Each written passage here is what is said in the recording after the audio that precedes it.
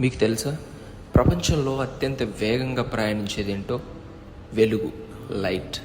సెకండ్కి 186,000 మైళ్ళ వేగంతో ప్రయాణిస్తుందంట. కానీ దానికంటే వేగంగా ప్రయాణించేది ఏంటో తెలుసా? నీ ప్రార్థన.